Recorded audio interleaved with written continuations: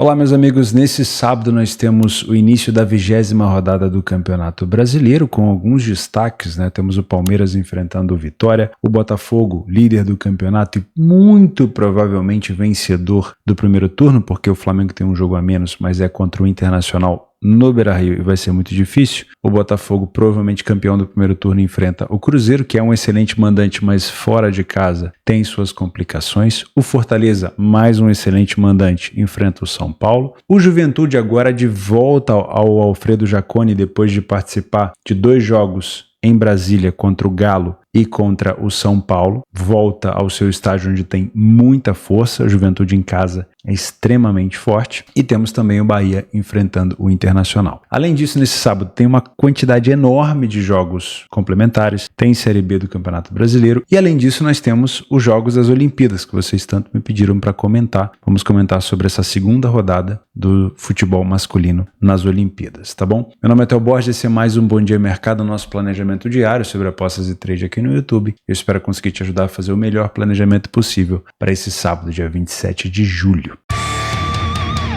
Vamos começar o nosso planejamento com o Campeonato Brasileiro e depois a gente vai comentando sobre as outras competições. Combinado? Se você não é inscrito nesse canal, fica o convite para você se inscrever, e se você puder deixar o like no vídeo, vai ajudar muito, principalmente agora no período de pausa das grandes competições europeias, porque o número de visualizações do canal costuma cair, né? Então, se você puder deixar o like no vídeo, é sempre muito importante. Não esquece de participar aqui embaixo com complementos, informações complementares, correções do que eu posso melhorar ou de alguma coisa errada que eu falei, obviamente, porque isso aqui é um planejamento mútuo, né? Eu estou fazendo nesse momento junto com vocês o meu planejamento de trabalho para esse sábado, e obviamente eu quero a ajuda de vocês nisso, e eu espero conseguir te ajudar também. Então, se eu estiver colhendo algumas informações nesse momento, é porque realmente não é algo preparado, eu de fato estou fazendo o meu planejamento aqui junto com vocês, assim como eu faço há 7 anos quase no BDM, né? Acho que a gente vai fazer 6 ou 7 anos de BDM, e cada dia mais sendo diário, né? Ultimamente tem sido todos os dias, ano passado foram todos os dias, esse ano, por enquanto também, se Deus quiser, todos os dias, tá bom? Mesmo de férias, eu estou de férias depois da Eurocopa, eu tive um bom resultado na Eurocopa, excelente, né? Meu melhor resultado na Eurocopa, eu postei lá no Instagram para vocês darem uma olhada. Eu tô tirando um dia de férias, mas nem por isso eu deixo de vir aqui fazer o meu planejamento,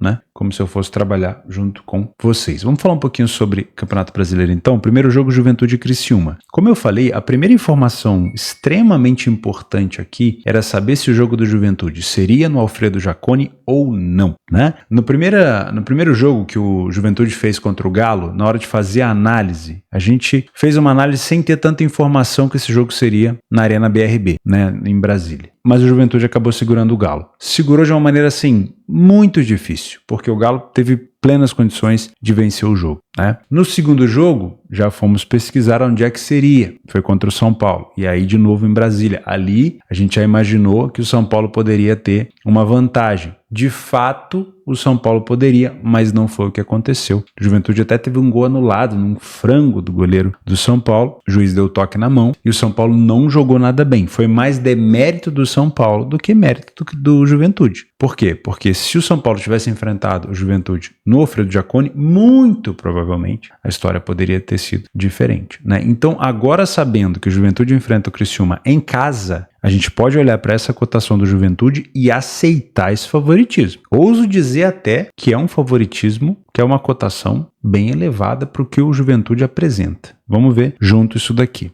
Tá? Primeiro, na tabela de classificação, nós temos o Juventude em 12º e o Criciúma em 14º. Nesse momento de tabela, se você olhar só a parte global, você vai olhar e pensar, não é isso tudo. Só que quando você filtra casa e fora, fica diferente. Quer ver? Vamos utilizar o nosso PDF de apoio. Olha só, Juventude ainda não tem derrotas dentro de casa. Mesmo quando foi para Brasília, ele não perdeu, né? Então ele não manchou, entre aspas, essa situação de dentro de casa. Quando ele jogou no Alfredo Jaconi, antes desses 2 empates, foram 3 vitórias consecutivas, incluindo uma vitória contra o Flamengo de virada, né? Flamengo que está na vice-liderança do campeonato nesse momento. Além disso, o Juventude tem 67% dos jogos onde ele saiu na frente, 11% desses jogos apenas ele deixou de marcar e ficou em mais de 50% desses jogos sem sofrer gol. Uma excelente defesa e um ataque mediano, mas que vem marcando com frequência. O Criciúma, 2 vitórias apenas fora de casa, 2. Vem de 4 derrotas consecutivas, marcou gol em todos os jogos, é verdade, e sofreu em praticamente todos. O Criciúma talvez seja uma das equipes, uma das únicas, fora de casa no Brasileiro, que sempre marca um golzinho fora de casa. Isso vai acabar um dia? Provavelmente, né? Então usar essa muleta sempre, uma hora não vai adiantar, mas que é uma equipe que tem conseguido, é verdade. Por exemplo, jogo contra o Corinthians, na Arena do Corinthians, o Criciúma marcou. Jogo contra o Flamengo, mando do Flamengo, jogo em Brasília, o Criciúma marcou. Jogo onde o Flamengo teve dificuldade para poder virar o jogo. Então o Criciúma é uma equipe que vem de forma bem agressiva fora de casa, marcando os seus gols. Esses gols têm feito o Criciúma pontuar? Não com frequência. Esses gols têm feito o Criciúma segurar vantagem? Não necessariamente. Então isso quer dizer que é um Criciúma que marca todo o jogo, mas não necessariamente é um Criciúma que consegue proteger vantagem. Isso abre um alerta, porque caso o Criciúma esteja na frente, é uma equipe que não consegue segurar a vantagem com frequência, e o Juventude já virou jogos, a gente pode ter uma recuperação do Juventude. De novo, em relação ao ataque, são equipes parelhas, mas defensivamente o Juventude é melhor. Juventude e Criciúma precisam de poucas finalizações no alvo para marcar um gol. O primeiro tempo do Juventude não é tão superior em relação a vitórias, mas em relação a derrotas, gols sofridos e gols marcados, sim. No segundo tempo, o Criciúma tem um bom número de vitórias, até maior do que o Juventude, tem mais derrotas, tem um bom ataque e uma má defesa. Então, o que prejudica a situação do Criciúma, eu acho que ele poderia estar numa situação bem melhor na tabela, é o desempenho defensivo, que é uma equipe que acaba tendo que fazer o dobro de esforço quando tem que vencer um jogo, né? E como não consegue manter uma boa defesa, acaba se complicando. Em relação a gols, Criciúma puxa esse jogo para o over e o Juventude puxa esse jogo um pouquinho para o under, né? 100% dos jogos do Criciúma fora de casa tivemos pelo menos 2 gols. Cenário interessante, hein? Em 78% dos jogos do Juventude também. Mas o 2,5 em jogos do Juventude não é tão comum, tá? Então, se você pensa aqui, primeira coisa que eu faria é trabalhar correção de preço, se você é um trader, mas se você pensa em trabalhar gols, pelo menos 2 gols, o over 1,5 me agrada. O 2,5 é puxado, tá? Por que o 2,5 é puxado? O Criciúma, se ele sair na frente, ele vai ter praticamente o mesmo comportamento que ele teve contra o Flamengo, né? Que foi de recuo. No caso do Flamengo, ele tomou a virada. Então, esse cenário do Criciúma na frente, sem querer contra-atacar tanto, é um cenário mais under. O Juventude na frente não necessariamente torna esse jogo muito over, porque o 2,5 em jogos do Juventude não é tão comum. Então, uma situação de over 1,5, para mim, já está de bom tamanho. Tá? E olhe lá. Talvez seja até melhor pensar num cenário de over 1,5 se o jogo já estiver desempatado 1-0 para um lado ou para o outro. Tá? Pensar em situação de over 1,5 no 0-0, não sei se me agrada tanto, né? A cotação tá 1,40, ela tá pronta para madurar, vamos dizer assim, né? Não é tão baixa, mas não é boa. Então, daqui a pouco, né, começa o jogo ali, alguns minutos depois, ela já vai melhorando. Mas não pegaria no 0-0, sinceramente. Em relação ao mercado de resultados, confio no Juventude no Jacone? Confio, sinceramente. Para mim, será uma surpresa se o Criciúma vencer o Juventude. Pode acontecer? Claro que pode. O futebol brasileiro é cheio de surpresas, né? Mas o Juventude é sim um dos melhores mandantes, um dos mandantes mais chatos que tem do Campeonato Brasileiro quando joga no Jacone, tá bom? Então, para mim, se o Criciúma estiver na frente, pode ser interessante uma dupla chance no Juventude. Se você tem intenção de trabalhar a favor do Juventude, eu acho, sinceramente, que é um caminho plausível, principalmente se você começar assistindo o jogo, antes de fazer qualquer aposta pré, identificar um Juventude forte em campo, tá? E se for para trabalhar gols, olharia para no máximo 2 gols. Palmeiras e Vitória. Aqui a análise é simples, tá? Não vamos inventar moda. Palmeiras dentro de casa, ele vem nessa sequência aí, ó. 7 vitórias consecutivas. Só isso.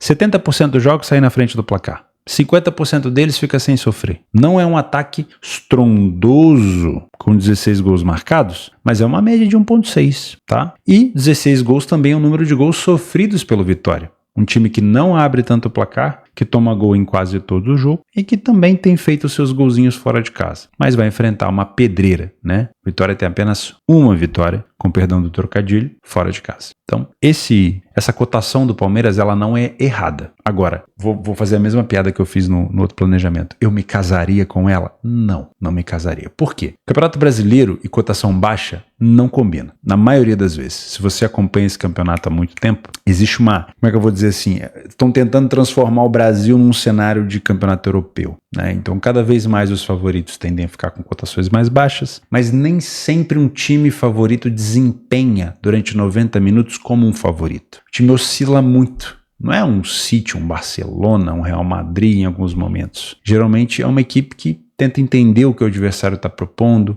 ou o adversário vem com uma proposta diferente. Então, eu não costumo me abraçar nessas cotações no Campeonato Brasileiro. Não para apostar e deixar correr. Agora, se você fala para mim, Theo, eu sou um trader, eu posso aproveitar essa cotação de 1,33 do Palmeiras? Claro, principalmente se o Vitória vier num contexto de movimentação e de posicionamento em campo muito recuado. Se o Vitória vier pensando, vou me fechar completamente e deixar o Palmeiras jogar, essa cotação do Palmeiras não vai subir de maneira rápida, ela vai subir a conta-gota, ela vai ficar estabilizada, aí você pode aproveitar. Agora, apostar a favor do Palmeiras para vencer esse jogo com essa cotação, eu tô fora. Eu prefiro esperar um cenário onde o Vitória consiga sucesso no seu jogo defensivo, se é isso que ele vai fazer, não tenho certeza. E aí, quem sabe no segundo tempo, com uma cotação mais palatável, acima de 2 de preferência, tentar buscar uma vitória do Palmeiras, faltando poucos minutos para terminar o jogo, tá? Até o jogo começou, o juiz apitou, o Palmeiras foi lá e gol. Parabéns pro Palmeiras. Tá? Se você acredita que o Palmeiras tem chance de vencer por mais do que um gol de diferença, você pode até explorar os handicaps. Eu não vou te indicar nessa situação. Acredito numa vitória do Palmeiras? Sim, e ponto final. Qualquer coisa diferente aqui seria uma grande zebra, mas nada muito diferente do que a gente já viu em outras situações do Campeonato Brasileiro. Tá? Então não dá para tratar isso aqui como uma tragédia. Meu Deus, nunca aconteceu. Claro que aconteceu.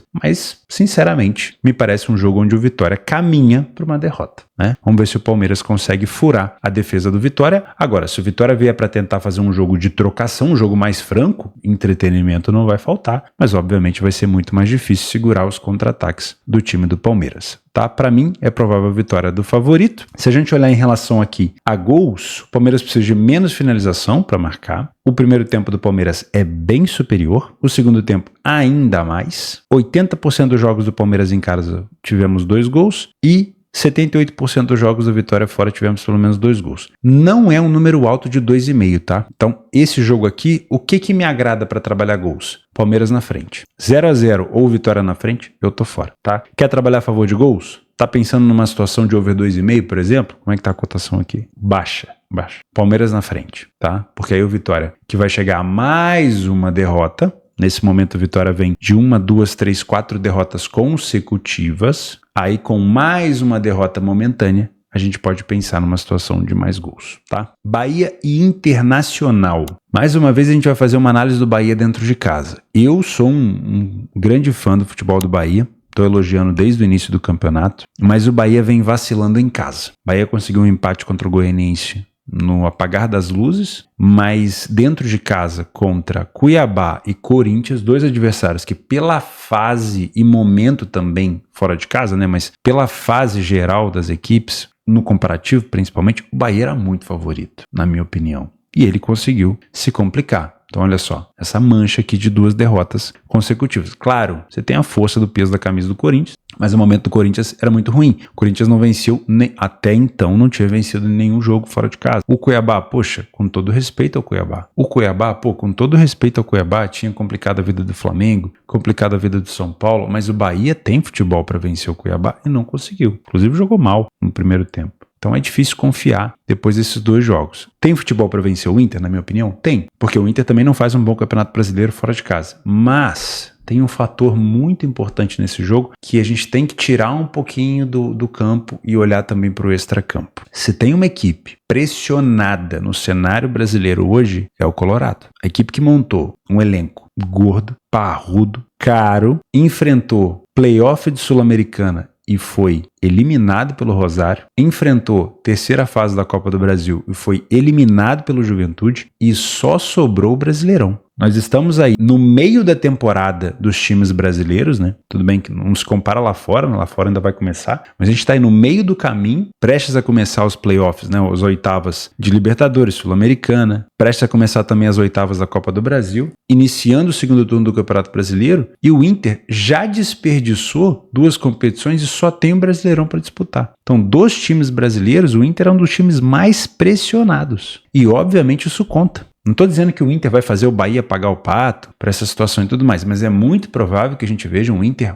com mais vontade. A cobrança por lá deve ter sido muito grande. É claro que situação ruim sempre chama situação ruim, né? Ainda mais enfrentando o Bahia fora, mas pelo menos um pouco mais de vontade, né? o Internacional deve apresentar. A curiosidade aqui, ó, o Inter, mesmo não tendo tantas vitórias fora, inclusive vem de 3 jogos sem vencer fora de casa, ele saiu mais na frente fora do que o Bahia. É um dado importante, né? Para você, principalmente, que aposta ao vivo. O Inter falha relativamente pouco em marcar, mas não é uma equipe que tem um ataque tão forte. Só que também não tem uma defesa tão frágil assim. Toma ali a sua média de gols que fica abaixo de um gol por jogo, tá? O Inter precisa de uma finalização a mais no alvo de média para poder marcar um gol. Então não dá para dizer também que o Bahia é muito mais superior em relação a isso, mas ofensivamente falando, o time do Bahia marca mais que o dobro de gols que o Inter. Primeiro tempo do Bahia em casa não é bom, a gente já viu isso contra outras equipes, né? Já viu isso contra o Corinthians, já viu isso contra o Cuiabá e etc. Primeiro tempo não foi bom. Segundo tempo o Bahia cresce muito. Só que a gente tem que lembrar o seguinte, cresce muito em que contexto? Tá atrás do placar? Tá buscando recuperação? O adversário não tá contra-atacando? É importante a gente saber disso. Deixa eu dar uma olhada nisso daqui que é importante, tá? Bahia nos últimos jogos. Vamos analisar isso juntos.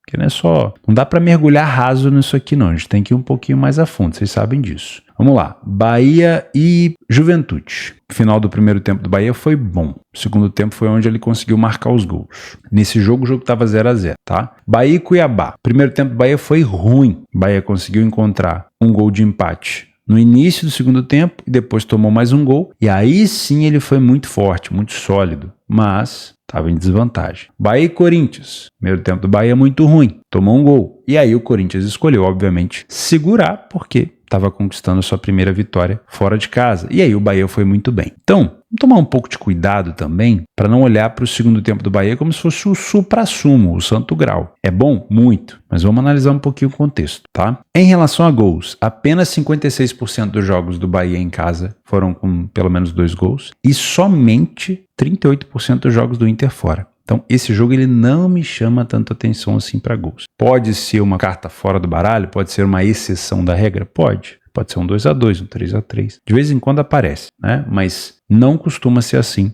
principalmente em jogos do Inter fora. 2,5 então nem se fala, tá? Então é bom de tomar um pouco de cuidado. Vamos então voltar para cá. Essa cotação do Bahia é justa? Com todo respeito ao Internacional, eu acho que é, tá? Eu não vou contestar essa cotação, mesmo o Bahia tendo vindo de 2 derrotas. Mas eu vou lembrar vocês sobre a situação crítica do extracampo do Internacional. Isso pode fazer com que o Inter venha de 2 maneiras. Ou ele vem muito pior, né? Ou seja, implodiu tudo, ficou tudo ruim mesmo. Ou ele vem para tentar dar uma resposta, pelo menos tentando jogar um pouco mais forte em campo, um pouco mais agressivo, um pouco mais aguerrido em campo, tá? Então eu tomaria cuidado com esse jogo. E isso faria eu ficar de fora dessa partida para apostar a favor do Bahia, tá? Em relação a gols, também não me interessa muito, porque primeiro que o Internacional precisa de uma vitória aqui de qualquer maneira, independente se é por 1-0, né? Segundo que o Bahia também precisa vencer, depois de 2 jogos sem vitória em casa, e depois de começar a ver os adversários se distanciando. Por exemplo, o Botafogo já abriu 9 pontos e o Bahia esse ano tem futebol, na minha opinião, para disputar G4. 1-0 para o Bahia também não vejo o Bahia se expondo tanto. Então, para mim é um jogo para correção de preço e eu não vou buscar nada em relação a gols aqui. Cuidado com o extracampo do Internacional, que pode fazer com que a equipe jogue um pouco melhor, tá? Fortaleza e São Paulo. Estamos falando aqui de um dos melhores mandantes da competição, né? Dentro de casa, o Fortaleza teve 7 vitórias em 10 partidas e não perdeu nenhuma. Fortaleza tem um saldo de 11 positivo, tá? Dentro de casa. Não é fácil enfrentar o Fortaleza dentro de casa. Mas o São Paulo já aprontou contra grandes equipes fora, principalmente contra o Atlético Paranaense, né? Agora, São Paulo não fez um bom primeiro tempo contra o Botafogo, São Paulo não fez um bom jogo contra o Juventude, pelo menos do que eu lembro aqui recentemente, e também o jogo contra o Galo poderia ter sido um pouquinho melhor. Então, sinceramente, é um São Paulo que tem deixado um pouco a desejar no geral, tá? No geral. Principalmente no jogo do Juventude que eu acompanhei. Então, o Fortaleza, pra mim, ele é merecidamente o favorito. Não vou contestar essa cotação também, tá? Acho que o São Paulo tem que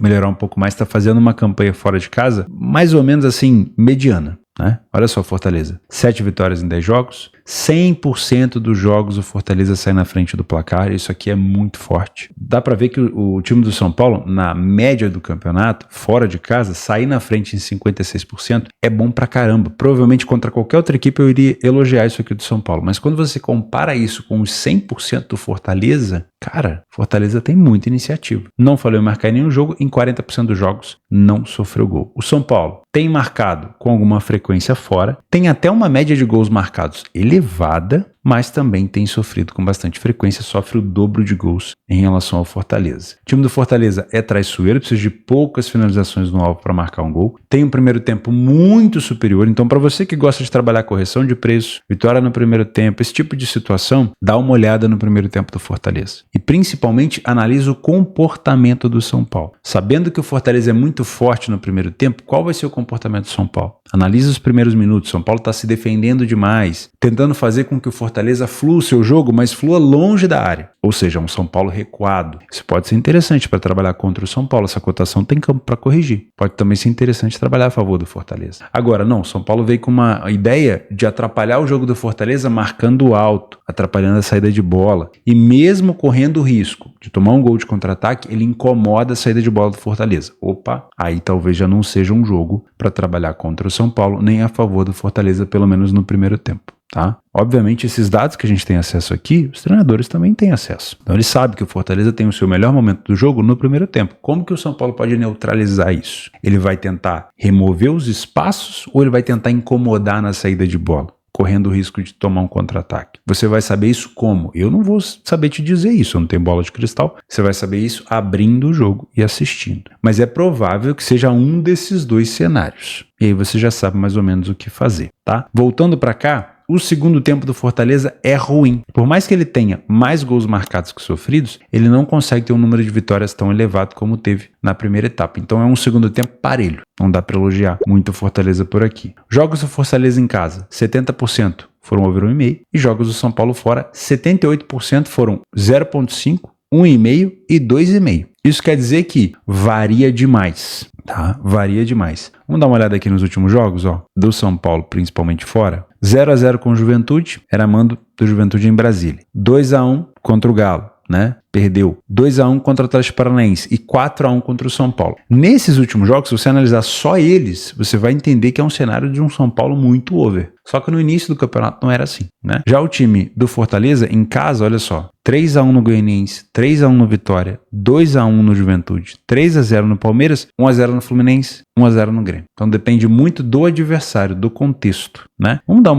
matar um pouco da nossa curiosidade? Deixa eu entender como que o Fortaleza vem se comportando dentro da sua caseta. Vamos lá. Fortaleza e Juventude. Juventude é um mau visitante, então o Fortaleza teve domínio no primeiro tempo, conseguiu achar os 2 gols. Fortaleza e Fluminense. Fluminense ainda num momento difícil, né? Agora conseguiu 2 vitórias. Foi um Fortaleza mais agressivo, mas o gol só veio no segundo tempo. Fortaleza e Vitória não era um primeiro tempo de massacre, mas conseguiu os seus 2 gols por ali. Fortaleza e Atlético Goianiense, um primeiro tempo muito mais forte, até tomou um empate, mas aí com um homem a mais, acho que chegou também a ficar com um homem a menos, né, depois?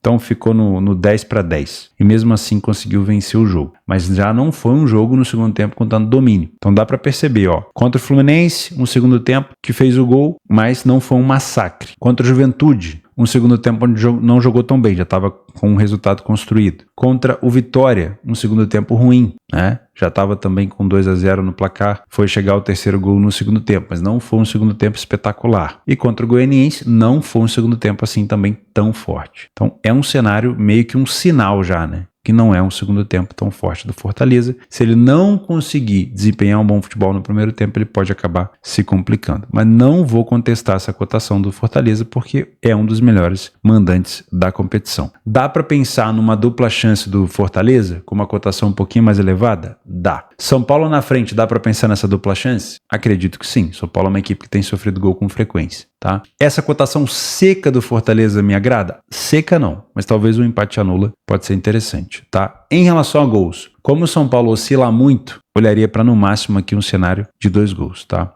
Além da correção de preço. Duvido de um ambas marcam nesse jogo? Não duvido. Colocaria dinheiro? Não colocaria porque eu não tenho metodologia, não trabalho, mas não duvido, tá? Fortaleza tomou gol do Atlético Goianiense, do Vitória e do Juventude. Equipes que estão ali na parte de baixo da tabela, tá bom? Então, não duvido. Botafogo e Cruzeiro pra gente encerrar o Campeonato Brasileiro da Série A. Aqui nós temos 2 dos melhores times da competição. O Cruzeiro fez uma excelente participação no primeiro turno, sendo um dos melhores mandantes da competição, com 8, aliás, vamos repetir. O melhor mandante da competição. 100% de aproveitamento, nem uma derrota, nem um empate e com um saldo muito bom. Porém, o que atrapalha a equipe do Cruzeiro? O desempenho fora de casa. Se você quer ter um bom desempenho no Campeonato Brasileiro, você tem que ser pelo menos um time que balanceia os seus resultados. Você não pode ter um comportamento fora de casa com apenas 2 vitórias em 10 jogos, se você é o melhor mandante da competição, porque senão você não vai conseguir brigar por coisas mais altas. O Cruzeiro pode terminar, porque tem um jogo a menos, esse primeiro turno dentro do G4, na frente do Fortaleza. Mas se ele não melhorar o desempenho fora de casa, não dá para sonhar tanto com o Cruzeiro no G4. Porque uma hora essa campanha em casa vai começar a ratear, você não consegue manter ali, na maioria das vezes,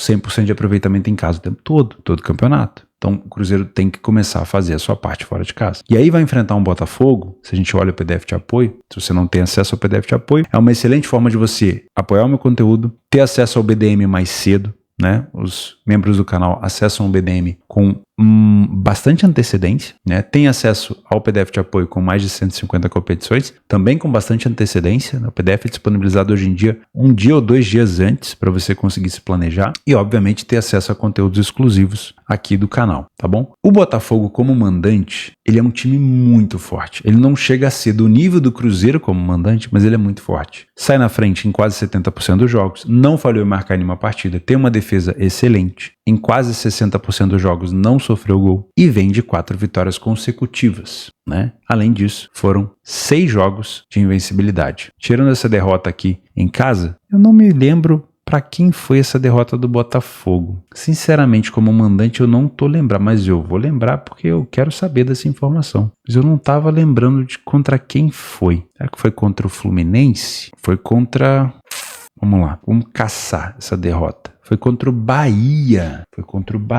E foi uma derrota que veio num lance de contra-ataque no final, se eu não me engano. O Botafogo vinha muito bem no segundo tempo. Marcou aqui com o Jefinho 63. E aí o Bahia, lá no finalzinho, numa jogada de contra-ataque, conquistou essa vitória. Olha que curioso, né? De lá pra cá, o Botafogo não perdeu nenhuma partida. O Cruzeiro não tem uma iniciativa tão grande fora de casa. Falhou em marcar em 50% dos jogos, então contar com o ataque do Cruzeiro é mais difícil. E sofreu 3 vezes mais gols do que o Botafogo. Pelo menos nesse critério dentro e fora. O time do Botafogo precisa de bem menos, quase 3 vezes menos finalização no alvo para marcar um gol do que o Cruzeiro. Ou seja, o Botafogo tem um aproveitamento muito melhor. Primeiro tempo do Botafogo é superior, principalmente no número de vitórias. Segundo tempo também é bem superior ofensivamente e na solidez defensiva, tá? Em relação a gols, o Cruzeiro puxa esse jogo para um cenário de pelo menos 2 gols, com 70% dos jogos fora com over 1,5, mas o Botafogo nem tanto, né? Tivemos jogos 2,5 do Botafogo recentemente, mas 56% apenas de over 1,5 não me convence tanto, tá? Então, para mim, é uma cotação do Botafogo justa. Se fosse um pouco mais alto, até pensaria numa vitória do Botafogo seco aqui. Se você tem essa ideia de trabalhar a favor do Botafogo, espera uma valorização, pode ser interessante. Ao vivo, olho, se for entrar em campo, né? Se não estiver desfalcando o Cruzeiro. No craque do Brasileirão, na minha opinião, que é o Matheus Pereira. Se ele estiver jogando muito bem, cuidado, que pode aprontar. Mas Botafogo conseguindo neutralizar o craque do Cruzeiro na marcação, aí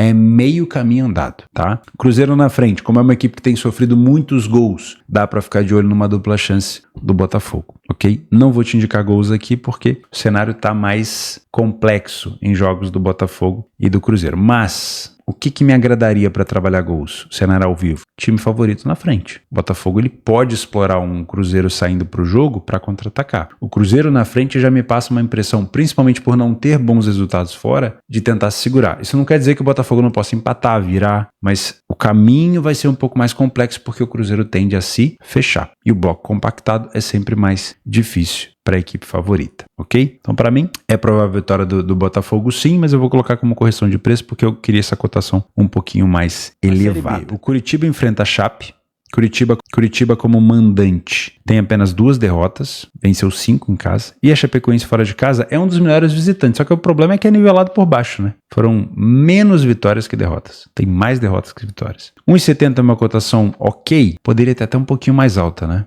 Vou marcar como correção de preço. Curitiba vem, olha, isso é informação importante. Deixa eu até analisar aqui para não falar besteira. E eu não gosto de falar besteira, eu gosto de trabalhar com informação correta. Curitiba vem de 6 jogos sem vencer, sem vitória. A Chapecoense vem de 3. E o Curitiba vem de 3 derrotas consecutivas. Então eu não compraria esse favoritismo aqui, tá? Se for para trabalhar a favor, uma cotação um pouco mais elevada. Mirassol e Operário. O Mirassol é um dos melhores mandantes da competição. Junto com o Vila Nova, América, CRB, são as únicas equipes invictas. Porém, fora de casa, o Operário não é besta. Toma pouco gol, marca pouco também, mas não é, toma pouco gol e tem relativamente poucas derrotas. Então, é favoritismo do Mirassol? Sim. Dá para pensar em algo, principalmente ao vivo, contra o Operário? Dá. É uma equipe mais difícil de marcar gol, o Operário? Sim. Não duvide de um jogo under, principalmente se o Operário quiser se fechar para proteger um empate fora, tá? Mas o Mirassol pode ficar martelando ali até tentar encontrar um gol. Com uma cotação mais alta, pode valer a pena o risco, tá? Sport Ponte Preta, mais ou menos a mesma faixa de odd. O Sport em casa tem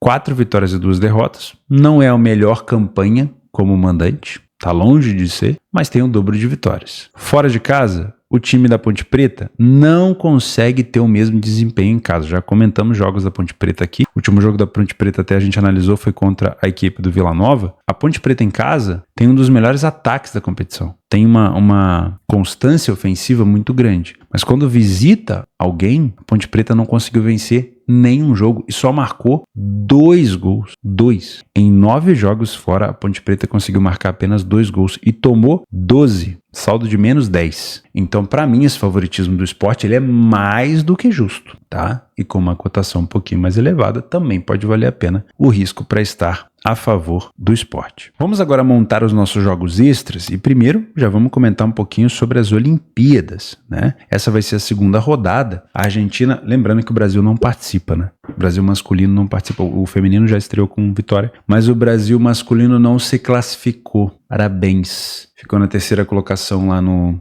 pré-olímpico e não conseguiu vaga. Paraguai e Argentina passaram. Falando de Argentina, deu uma confusão danada no primeiro jogo. A Argentina chegou a empatar com o Marrocos, o gol foi anulado. E a Argentina precisa vencer o Iraque. Uma cotação de 1,33. Eu não vou mentir para vocês. Eu não faço a mínima ideia como joga a seleção olímpica da Argentina. Não faço. Não vou aqui bancar o sabichão. Não faço mesmo. Mas eu posso vir aqui e dar uma olhada como foi o desempenho da Argentina contra o Marrocos. Isso é uma coisa que eu posso fazer, né? Contra o Marrocos, a Argentina na derrota por 2-1, a gente não tem o gráfico de pressão aqui, né? Mas contra o Marrocos, pelas estatísticas, né? Como o Marrocos marcou o segundo gol aos 51, né? No início do segundo tempo, me parece que a Argentina ficou o tempo todo martelando para tentar buscar o gol. Então, as estatísticas favorecem mais a Argentina na segunda etapa. O primeiro tempo nem foi assim de tanta superioridade da Argentina, tá bom? Então, não dá para dizer que a Argentina é uma super equipe aqui, porque foi um segundo tempo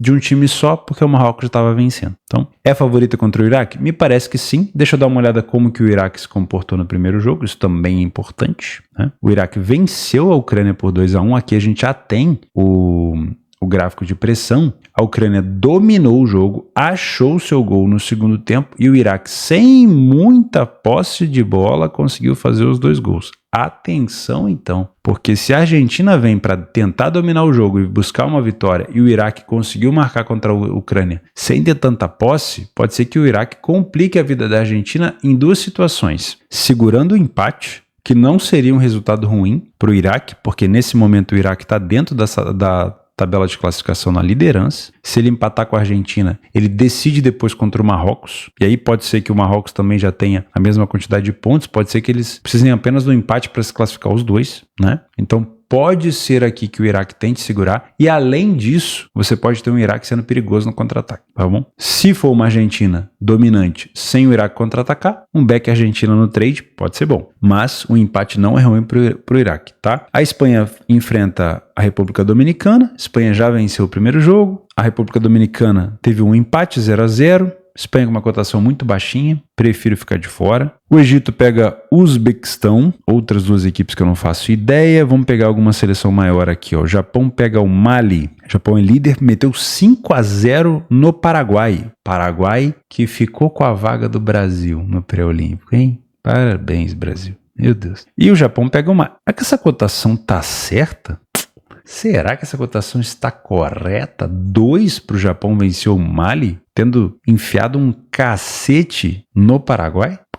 Eis a questão. Vou colocar como jogo complementar, tá? França, 1,20 contra a Guiné. A França venceu também por 2-0 a equipe dos Estados Unidos. Também me parece um jogo interessante, hein? E o Paraguai, que tomou 5 do time do Japão, enfrenta o Israel, que empatou também com a equipe de Mali. Aqui é jogo parelho, né? Mas não vou marcar nada não. Estados Unidos perdeu para a França e pega a Nova Zelândia, que já venceu a Guiné. Dá para confiar nos Estados Unidos masculino olímpico? O feminino é muito forte. Agora o masculino, não sei. Vamos para as nossas outras competições, né? Chega um pouquinho de Olimpíadas. Deixa eu fechar aqui esses sites pesados. Vamos começar na Coreia do Sul. Vamos marcar nossos jogos extras aqui, ó. Vamos ver se a gente acha algum time de maior expressão. A maioria que joga aqui não tá tão bem colocado, né? Então deixa quieto. Argentina. Rosário Central acabou de eliminar o Internacional. News Old Boys contra o São Lourenço. E o Independente, rei de Copas. Na Bélgica, já tivemos a estreia do Bruges. Agora tem o Saint-Gilloise e o Anderlecht. 2 bons times aqui. Na Bulgária, Ludogorets enfrenta o Slavia Sofia. Porém, o Ludogorets, se não me falha a memória, tá enfrentando Champions League. Primeiro jogo contra o Minsk venceu de 2-0, agora tem o jogo da volta. Não deve poupar ninguém, acho eu, tá? Mas mesmo assim vale a informação. CSKA Sofia também joga, bom time forte. Primeira divisão do Chile, Colo-Colo, a gente já conhece. Aí, Cobressal e Coquimbo Unido fica por conta de vocês. Eu prefiro não colocar, tá? Na China, esse time aqui de nome muito difícil de falar, tomou um cacete do Shanghai Shenhua, acho que é assim que se fala, recentemente, acho que foi 5-0. 5-0. E aqui embaixo, não sei se tem algum time na parte de cima da tabela. Não, então eu vou deixar quieto a China. Colômbia, Independente Medellín e Barranquilla, aqui é clássico. Dinamarca, Midtjylland e Nordland, também é bom jogo. Finlândia, o SJK é um time que está sempre ali nas primeiras posições, dá para acompanhar também. Lembrando que isso aqui não é dica de aposta, não estou falando que você é obrigado a fazer, não, estou te dando uma ideia aqui de jogos complementares, tá? Nesse submundo de meu Deus. Helsinki, líder da Finlândia. Islândia, esses aqui eu não conheço muito, prefiro não te indicar. Na República da Irlanda, Sligo Rovers está no meio de tabela, também deixa quieto. Noruega, Bodø/Glimt, sempre bom acompanhar o Bodø/Glimt. Também acho que está disputando aqui a Liga dos Campeões. Primeiro jogo venceu por 4-0 o Rigas, então tá tranquilo, dá para fazer sim. E o Rosenborg, que na época que eu comecei no trade, o Rosenborg era, o top dos top da Noruega, tá? Paraguai, nada. Peru, Cristal, esse sim é bom de acompanhar. Polônia, Jagiellonia, eu ainda acho que eu tô pronunciando errado, mas tudo bem. O atual campeão da competição, vale a pena ficar de olho. Lech Poznan também é um bom time. E quem mais? Só. E agora atualizou tudo, deixa eu ir lá para baixo. Polônia, aqui. Romênia, nenhum time que eu acompanho. Sérvia, aqui o Estrela Vermelha, sempre bom acompanhar, mas infelizmente com cotações sempre muito amassadas. E o Partizan, também bom time para acompanhar. Suécia, o Malmo, tem bastante jogo extra, hein? Quem mais? Acho que só, né? Dos líderes, o Djurgården não joga hoje. Suíça, o Sion é um bom time, já tá ali com uma vitória pelo menos, vale a pena ficar de olho. O Basel, a gente já conhece. Amistosos de seleções internacionais, não vou te indicar. Tem a League Cup, ou Leagues Cup, que é o confronto da América do Norte ali entre os times da MLS e os times da Liga do México para definir o melhor time da América do Norte. Dá para ficar de olho, tá? O último campeão foi o Inter Miami do Messi. Então, se você quiser colocar todos esses jogos aqui como complementares, fica à vontade. Inclusive, o Inter Miami, atual campeão, entra em campo contra o Puebla, tá? Aqui nas Olimpíadas a gente já marcou. E é isso, né? Tem a Copa da Áustria, que está no início de fase ainda. E tem amistosos aqui embaixo. Quem são os amistosos de hoje? Vamos dar uma olhada? E tem pouca coisa. Só o Dundee. É isso, meus amigos. O espaço está aberto aí para vocês, se vocês quiserem me ajudar. Vou deixar o link aqui do Radar Esportivo com os nossos jogos complementares. Foram poucos hoje, olha só. Pouquinhos. Só uma quantidade gigantesca. E a gente se vê amanhã. Um grande abraço e até a próxima.